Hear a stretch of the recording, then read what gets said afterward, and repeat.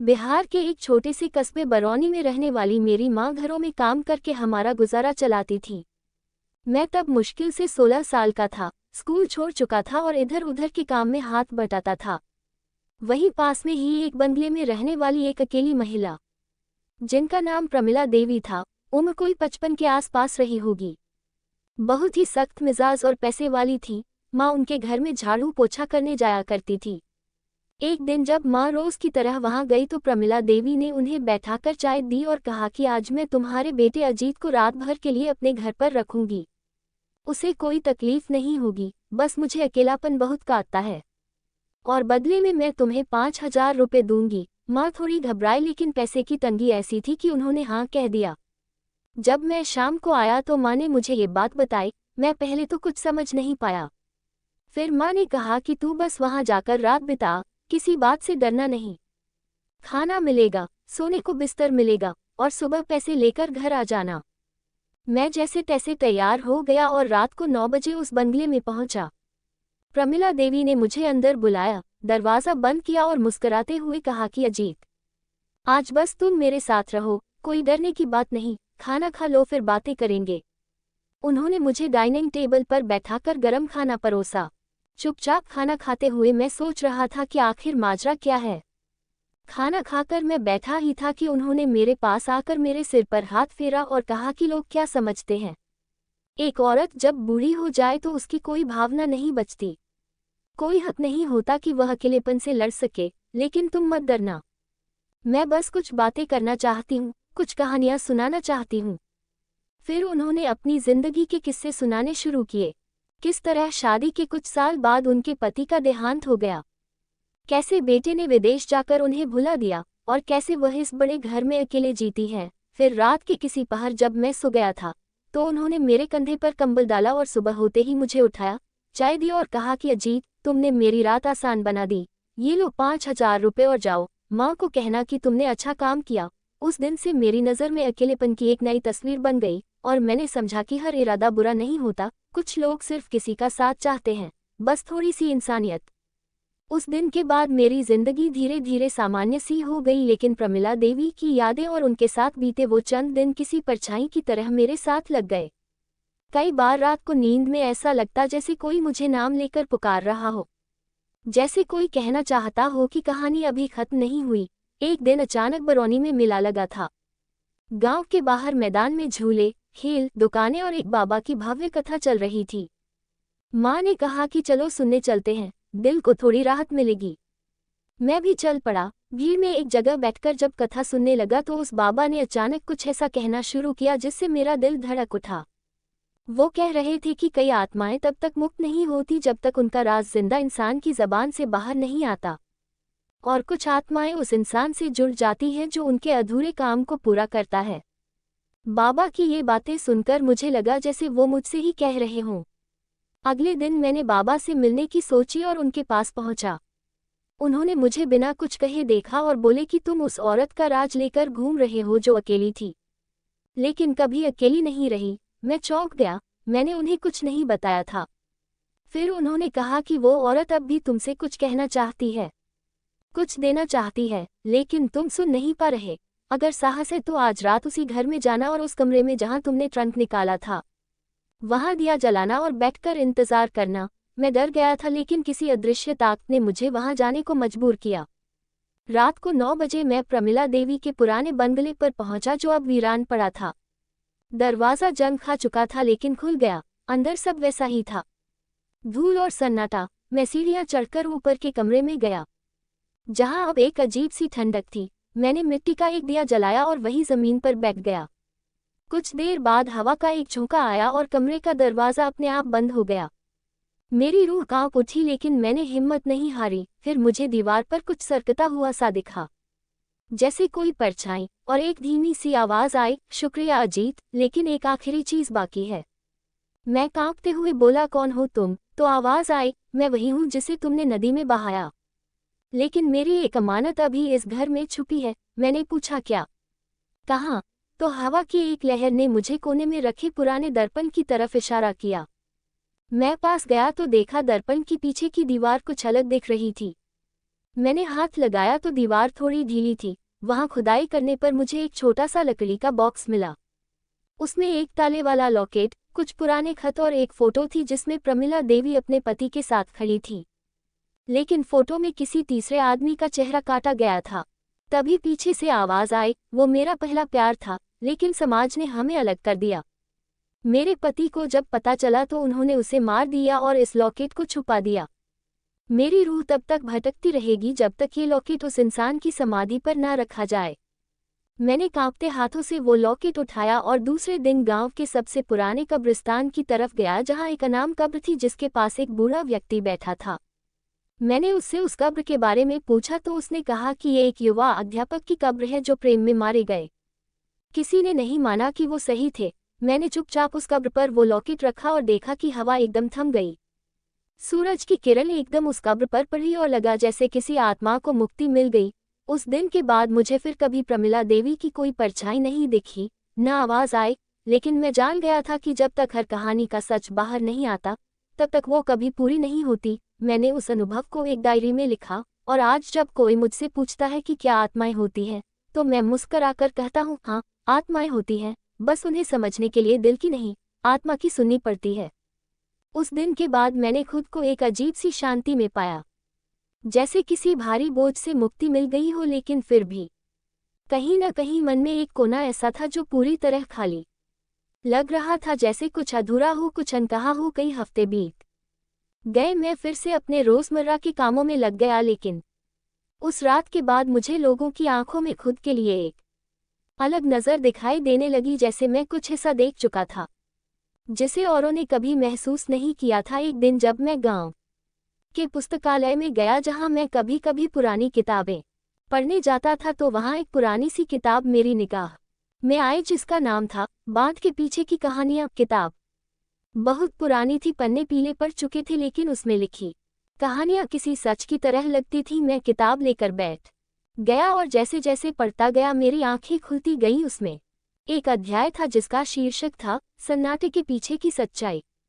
उसमें किसी प्रमिला नाम की औरत और उनके बंगले का जिक्र था। पूरी कहानी वैसी ही थी जैसी मैंने जानी थी, लेकिन उसमें एक बात और लिखी थी कि उस बंगले के नीचे एक तहखाना है जहां कभी राजसी दौर में काले जादू और बलिदान की रस्में होती थी, और कहा जाता है कि जो कोई उस तहखाने का दरवाज़ा खोल दे उसकी जिंदगी बदल जाती है। मैं स्तब्ध रह गया क्योंकि मैंने कभी वहां कोई तहखाना नहीं देखा था और न ही प्रमिला देवी ने कभी उसका जिक्र किया था। मेरी बेचैनी बढ़ती गई और मैंने ठान लिया कि उस बंगले में एक बार फिर जाना होगा ताकि यह तह तक पहुंच सकूं। अगली रात मैं एक टॉर्च और एक फावड़ा लेकर वहां गया। चुपचाप बंगले में घुसा। धूल वैसे ही फैली थी जैसे पहले थी, सब कुछ वैसा ही जैसे वक्त वहीं थम गया हो। मैं नीचे के फर्श को देखने लगा, दीवारों को ठोकने लगा। तभी रसोई घर के कोने में एक जगह ऐसी लगी जहां ईंटें कुछ अलग थी। जमीन को कुरेदते हुए एक लोहे का छल्ला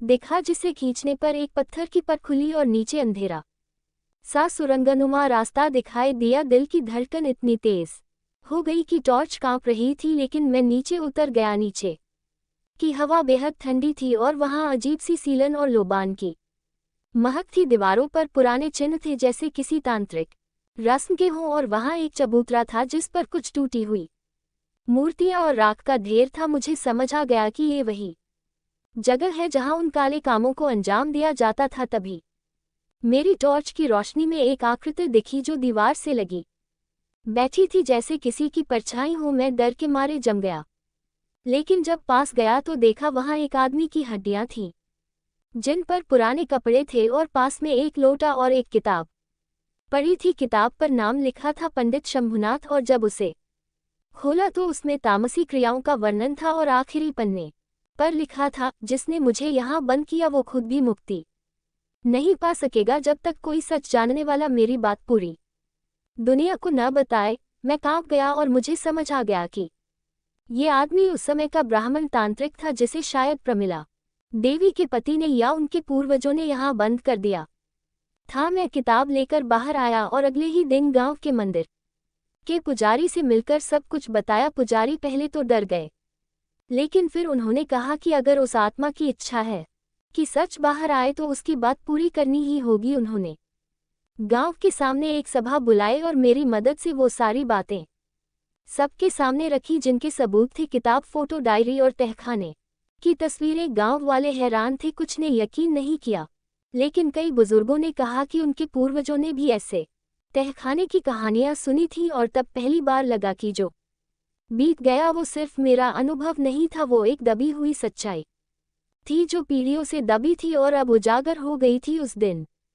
के बाद गांव में वो बंगला तोड़ दिया गया और वहां एक खुला मैदान बना दिया गया जहां अब एक छोटा सा स्मृति स्थल है, जहां एक पत्थर पर लिखा है, सच चाहे जितना पुराना हो वो एक दिन जरूर उजागर होता है। अब मैं जब भी उस जगह से गुजरता हूं तो एक सुकून सा महसूस होता है, क्योंकि मैंने सिर्फ एक आत्मा को नहीं बल्कि पूरे गांव को उसकी भूली हुई हकीकत से मिलवाया है। और अब मेरी यही कहानी उन बच्चों को सुनाई जाती है जो डर और सच्चाई के बीच का फर्क समझना चाहते हैं। समय बीतता गया, लेकिन वह स्मृति स्थल और उससे जुड़ी मेरी कहानी लोगों के बीच जिंदा रही। धीरे धीरे लोग मुझे अजीत नहीं बल्कि उस लड़के के नाम से जानने लगे जिसने बंगले का रहस्य खोला था और आत्माओं को मुक्ति दिलाई थी। मेरी माँ अब बूढ़ी हो चली थी, लेकिन जब भी कोई उनके पास बैठता तो वो गर्व से मेरी कहानी सुनाती और कहती कि मेरा बेटा किसी अफसर से कम नहीं, क्योंकि उसने वो काम किया जो कोई नहीं कर सका। मैंने भी अब अपने जीवन को एक नई दिशा दे दी थी। गांव के स्कूल में बच्चों को कहानियां सुनाने का काम पकड़ लिया था और जब भी बच्चों से मिल बैठता तो मैं उन्हें डर की नहीं बल्कि सच्चाई की कहानियां सुनाता, ताकि वे जान सके कि जो दिखाई देता है वही सब कुछ नहीं होता। कई साल यूं ही निकल गए और एक दिन एक अजनबी औरत मेरे गांव आए। उम्र करीब 35 साल होगी, शहर के कपड़े पहने हुए, आत्मविश्वास से भरी, लेकिन आंखों में कोई बेचैनी थी। उसने गांव के लोगों से मेरे बारे में पूछा और मुझे स्कूल के पास बैठा पाया। उसने आकर कहा, क्या आप अजीत हैं? मैंने कहा, हाँ, आप कौन? तो उसने एक पल चुप रहकर जवाब दिया, मैं प्रमिला देवी की बहन की पोती हूँ और शहर से आई हूँ। मेरी दादी ने मरने से पहले एक पुराना संदूक मुझे दिया और कहा कि उसमें जो कुछ है उसे उस लड़की तक पहुंचाना है जिसने प्रमिला को मुक्ति दी थी। मैं चौंक गया, क्योंकि इतने सालों बाद कोई फिर प्रमिला देवी का नाम लेकर आया था। उसने संदूक मुझे थमाया और कहा कि मैंने खुद इसे खोलने की कोशिश नहीं की, लेकिन मेरी दादी ने कहा था कि इसे सिर्फ वही व्यक्ति खोले जो जानता है कि प्रमिला कौन थी। मैंने वो संदूक घर लाकर खोला तो उसके अंदर कुछ पुराने कागज, कुछ जेवर और एक छोटा सा टेप रिकॉर्डर था। टेप चलाते ही प्रमिला देवी की आवाज गूंजी, जो धीमी थी लेकिन साफ। उन्होंने कहा, अजीत, अगर तुम ये सुन रहे हो तो समझ लो कि मेरी आखिरी बात तुम तक पहुंच गई है। मेरी जिंदगी में एक और सच था जिसे मैं कभी कह नहीं सकी। मैं कभी मां नहीं बन सकी, लेकिन मैंने एक बच्ची को गोद लिया था जो मेरे किसी रिश्तेदार की संतान थी और उसे शहर भेज दिया था ताकि वह एक नई जिंदगी जी सके। मैं उससे कभी नहीं मिल सकी, लेकिन मैंने उसके लिए कुछ पैसे और जेवर छोड़े हैं जो इस संदूक में है। उसे ढूंढना अब तुम्हारी जिम्मेदारी है ताकि उसे उसका हक मिल सके। मैं उस आवाज को सुनते हुए जैसे फिर से उन दिनों में लौट गया और समझ गया कि ये कहानी अब भी खत्म नहीं हुई है। मैंने उस औरत से पूछा कि क्या वो बच्ची वही है, लेकिन उसने कहा, मुझे नहीं पता। मेरी दादी कभी साफ साफ नहीं बोली, लेकिन इतना जरूर कहा था कि अगर उस संदूक को सही हाथ मिल जाएंगे तो सब कुछ सही जगह पहुंचेगा। अगले कुछ हफ्तों तक मैंने जिला रिकॉर्ड ऑफिस और पुराने दस्तावेजों की मदद से उस गोद लिए हुए बच्चे का पता लगाना शुरू किया और अंततः मुझे एक नाम मिला, सुधा नाम की एक महिला जो पास के शहर मुजफ्फरपुर में एक अनाथालय से पली बड़ी थी और अब एक लाइब्रेरी में काम कर रही थी। मैं वहां गया, उसे ढूंढा और जब उससे मिला तो उसकी आंखों में वैसी ही गहराई थी जैसी प्रमिला देवी की आंखों में थी। मैंने उससे बात की, धीरे धीरे भरोसा दिलाया और जब उसने संदूक के अंदर के कागजात देखे तो फूट फूट कर रोने लगी। उसने कहा कि बचपन में उसे कोई सपने में आकर बार बार कहता था कि वो अकेली नहीं है, कोई है जो उसे याद करता है, और अब जाकर उसे अपने जीवन की असल जड़ें मिल रही थी। मैंने वो संदूक उसे सौंपा और कहा कि ये तुम्हारा हक है और मैं सिर्फ एक जरिया था। उस दिन मुझे फिर एहसास हुआ कि जो कहानियां खत्म लगती है वो दरअसल किसी और कहानी की शुरुआत होती है। अब सुधा गांव में आती है, स्मृति स्थल पर फूल चढ़ाती है और हर साल एक दिन तय करके उन बच्चों को कहानियां सुनाती है जो अनाथ हैं, जो भटके हुए हैं, जो किसी कहानी की शुरुआत बन सकते हैं। और मैं अब बूढ़ा हो चला हूँ, लेकिन जब भी कोई मुझसे पूछता है कि क्या तुमने कभी कोई भूत देखा है, तो मैं कहता हूँ नहीं, लेकिन मैंने आत्माएं देखी है जो जिंदा लोगों से ज्यादा सच्ची थी और जिनकी कहानियां आज भी मेरे सीने में सांस लेती हैं। अब मेरी उम्र 70 के पार हो चुकी है, आंखों की रोशनी कुछ कम हो चली है, लेकिन ज़हन अब भी साफ है, यादें अब भी वैसी ही ताज़ा है जैसे कल की बात हो। मैं रोज़ सुबह उठकर उसी मैदान में टहलने जाता हूँ जहाँ कभी प्रमिला देवी का पुराना बंगला हुआ करता था। अब वहाँ हरी घास उगी है, बच्चे खेलते हैं और लोग बिना किसी डर के उस जगह को पार करते हैं जिसे कभी अभिशप्त कहा जाता था। मैं अक्सर एक पेड़ के नीचे बैठ जाता हूँ और वहीं एक पुरानी लकड़ी की पेटी में वो डायरी रखता हूँ जिसमें मैंने पूरी जिंदगी के हर अनकहे पन्ने दर्ज किए हैं। सुधा अब गांव में एक छोटा सा स्कूल चलाती है, उसका नाम उसने रखा है प्रकाश गृह, जहाँ गरीब और बेसहारा बच्चों को पढ़ाया जाता है। वो कहती है कि अगर उसे प्रमिला देवी न मिलती, अगर मैं उस संदूक को न ढूंढता, तो शायद उसकी पहचान कभी नहीं बनती। अब लोग उसे मास्टरनी कहकर बुलाते हैं और वो हर साल उस तारीख को एक सभा करती है जिस दिन मैं पहली बार उस बंगले की सीढ़ियां चढ़ा था। धीरे धीरे मेरी जिंदगी एक कहानी बन गई है और लोग अब मुझे अजीत बाबा कहने लगे हैं, जो कहानियां सुनाते हैं, लेकिन सिर्फ डर की नहीं बल्कि हिम्मत और सच कि मैं अब बच्चों को यह नहीं कहता कि भूत होते हैं या नहीं, बल्कि यह कहता हूं कि हर डर के पीछे कोई भूली हुई सच्चाई होती है जिसे समझने की जरूरत होती है। एक दिन एक नौजवान लड़का मेरे पास आया जो बाहर शहर से आया था, पत्रकार था, और उसने कहा कि वो मेरी कहानी पर एक किताब लिखना चाहता है। पहले तो मैंने मना किया क्योंकि ये सब मेरे लिए सिर्फ बीते दिन थे, लेकिन फिर सोचा कि अगर ये कहानी कहीं दर्ज हो गई तो शायद कोई और जब किसी प्रमिला, किसी सुधा या किसी अजीत की तरह किसी रहस्य के सामने खड़ा हो तो उसे रास्ता मिल सके। उस लड़के का नाम रोहित था, बहुत होशियार और संवेदनशील। उसने महीनों मेरे साथ समय बिताया, रिकॉर्डिंग की नोट्स बनाए और फिर एक दिन किताब छपी जिसका नाम उसने रखा परछाई के पार। और उस किताब ने जैसे मेरे जीवन को अमर कर दिया। अब कई विश्वविद्यालयों में उस किताब पर चर्चा होती है, बच्चे उसे पढ़ते हैं और जब कोई मेरे गांव आता है तो मुझसे मिलना चाहता है। अब मेरी झोंपड़ी एक तरह से एक पाठशाला बन गई है। लोग कहते हैं कि मैं अकेला हूँ, लेकिन सच तो ये है कि मैं अब कभी अकेला नहीं होता, क्योंकि मेरी हर याद, हर आवाज़, हर आत्मा जो मैंने कभी महसूस की, वो सब मेरे पास बैठती है, मेरे शब्दों में सांस लेती है। एक शाम जब सूरज ढल रहा था और आसमान नारंगी से सुर्ख होता जा रहा था, मैं अपने घर के सामने बैठा था। तभी एक पुरानी हवा चली और मुझे लगा जैसे कोई पुरानी महक मेरे पास से गुजरी हो। प्रमिला देवी की वही सौम्य उपस्थिति जो मैं अब तक महसूस करता आया हूँ, एक बार फिर महसूस हुई, जैसे वो कहना चाहती हूँ कि देखो अजीत, तुमने जो किया वो सिर्फ एक भूत को मुक्ति देना नहीं था, बल्कि कई कहानियों को नई जिंदगी देना था। और अब जब मैं हर रात सोने से पहले उस डायरी को पलटता हूँ तो हर पन्ना बोल उठता है, क्योंकि उस पर सिर्फ स्याही नहीं लगी है बल्कि यादों की परतें जमी है, और हर परत के नीचे एक सच्चाई है जो अब दुनिया जानती है। लोग कहते हैं कि कहानियां किताबों में बंद हो जाती है, लेकिन मैं कहता हूं कि कुछ कहानियां जीती जाती है, सांस लेती है और तब तक जिंदा रहती है जब तक कोई उन्हें सुनने वाला जिंदा है। और मैं बस इतना चाहता हूं कि जब मेरी सांसें बंद हों तो मेरी कहानी किसी बच्चे के कान में धीमे से फुसफुसाए और कहे कि डर के पार भी एक दुनिया होती है जहां सच रहता है, और जहां एक बार हिम्मत करके पहुंच जाओ तो फिर कोई परछाई तुम्हें नहीं डरा सकती।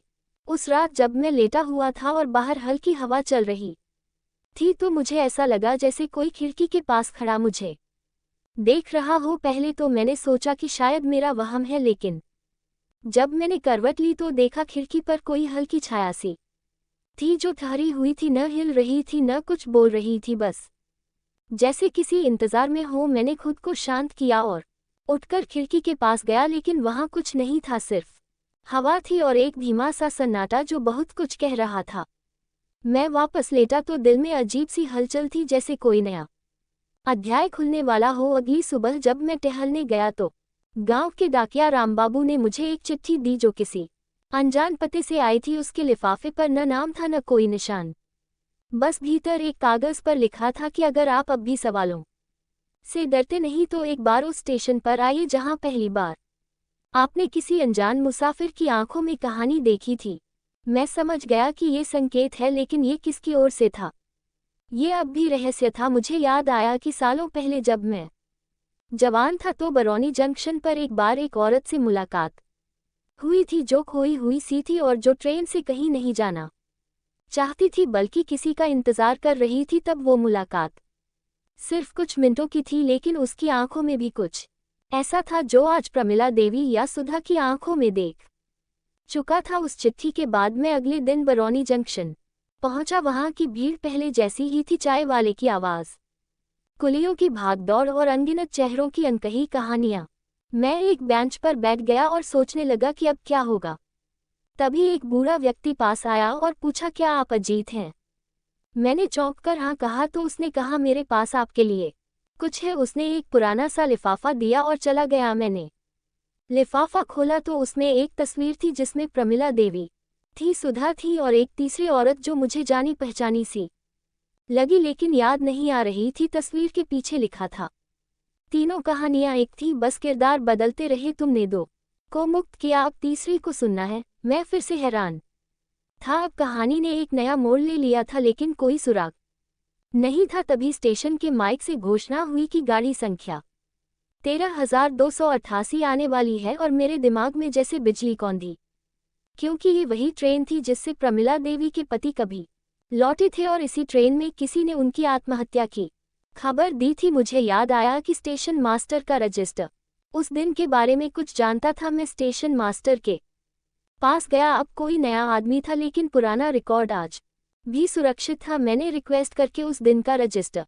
मांगा और उसमें देखा कि उस दिन एक महिला ने शिकायत की थी कि उसके पति को धक्का देकर ट्रेन से गिराया गया था और उस महिला का नाम था रेखा, प्रमिला देवी की बहन, जिसका जिक्र कभी नहीं हुआ था। अब सब कुछ जोड़ने पर एक नई कहानी खुल रही थी। प्रमिला देवी की बहन रेखा उनके पति से प्रेम करती थी और शायद यही कारण था कि प्रमिला देवी का वैवाहिक जीवन दुखी रहा और जब सच खुला तो उनके पति ने आत्महत्या नहीं की बल्कि धक्का देकर मारा गया था। और अब ये रेखा ही वो तीसरा चेहरा थी जो तस्वीर में था और जिसने शायद अपने जीवन में कभी किसी से सच नहीं कहा था, लेकिन अब वो सच मुझसे कहवाना चाहती थी। मैंने उस रजिस्टर का फोटो लिया और वापस गांव लौटा और सारी जानकारी सुधा को दी। सुधा सन रह गई क्योंकि उसने कभी नहीं जाना था कि उसकी मां की बहन का जीवन इतना रहस्यमय था। हमने तय किया कि अब रेखा को ढूंढा जाए और उसका सच सामने लाया जाए। पूछताछ से पता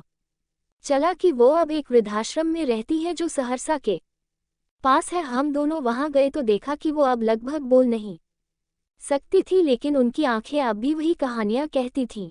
हमने उन्हें वो तस्वीर दिखाई तो उनकी आंखों से आंसू बह निकले और उन्होंने इशारों में उस बात को स्वीकारा जो हम जानते थे। फिर मैंने वो तस्वीर उनके पास रख दी और धीरे से कहा कि आप चाहें तो अपनी बात लिख सकती है। उन्होंने कांपते हाथों से एक पन्ना उठाया और लिखा कि मैंने सिर्फ प्यार किया था, लेकिन उसकी सजा सबने भुगती। अब चाहती हूँ कि मरने से पहले मेरा सच भी उसी मैदान में दफना दिया जाए जहां से तुमने सब कुछ शुरू किया था। हम वापस आए और एक छोटा सा पत्थर वहां गाड़ा जिस पर लिखा था, तीसरी कहानी भी पूरी हुई। और अब जब भी कोई उस जगह आता है तो वो एक नहीं बल्कि 3 अधूरी आत्माओं की पूरी हुई कहानी का साक्षी बनता है। और मैं अब जानता हूं कि ये आखिरी पन्ना नहीं था, क्योंकि जब तक कोई एक आत्मा बाकी है जो सुनना चाहती है या कुछ कहना चाहती है, तब तक मेरी कहानियां चलती रहेंगी बिना रुके बिना थमे, क्योंकि मैं अब सिर्फ अजीत नहीं बल्कि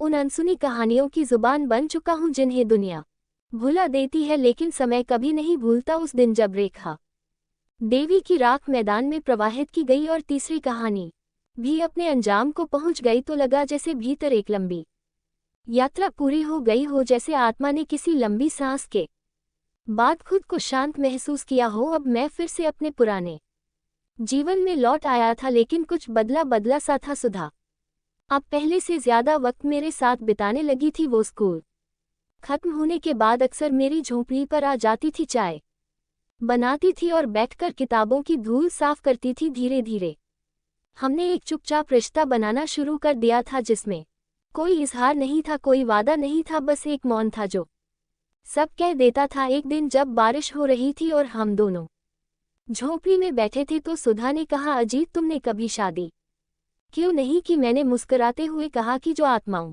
की कहानियों में उलझ जाए उसका मन किसी इंसान के साथ कैसे बन सकता है? वो मुस्कुराए और बोली, लेकिन इंसान भी तो आत्मा ही है, बस जिंदा होती है। उसका ये कहना जैसे किसी पुराने बंद कमरे में अचानक खिड़की खुलने जैसा था। बरसों से जिस दिल को मैंने चुप करा रखा था, उसने पहली बार कुछ महसूस किया। उस दिन के बाद से सब कुछ धीरे धीरे बदलने लगा। मैं उसके लिए बागीचे से फूल तोड़कर लाने लगा, वो मेरे लिए खेतों से ताज़ी सब्जी लाने लगी। हम बिना कुछ कहे एक दूसरे की दुनिया बनने लगे। एक शाम जब सूरज ढल रहा था और मैदान में पीली धूप बिखरी थी तो सुधा ने अचानक मेरा हाथ पकड़ा और कहा, अजीत क्या तुम अब भी आत्माओं की कहानियां सुनाना चाहते हो, या अब किसी जिंदा दिल की धड़कन को सुनना चाहोगे? मैंने उसकी ओर देखा। उसकी आंखों में अब कोई रहस्य नहीं था, कोई बोझ नहीं था, सिर्फ सच्चाई थी और एक मासूम उम्मीद। मैंने धीमे से कहा कि मैंने अब तक जो भी कहानी सुनी उनमें सबने एक चीज मांगी, मुक्ति। और अगर तुम्हारे साथ चलकर मुझे वही सुकून मिले तो मैं हर कहानी को वहीं छोड़ देना चाहता हूँ जहाँ वो खत्म होती है। हम दोनों ने उस दिन बिना किसी रस्म के, बिना किसी शोर के, बस एक दूसरे का हाथ थाम लिया और तय किया कि अब ये आखिरी कहानी हम मिलकर जिएंगे।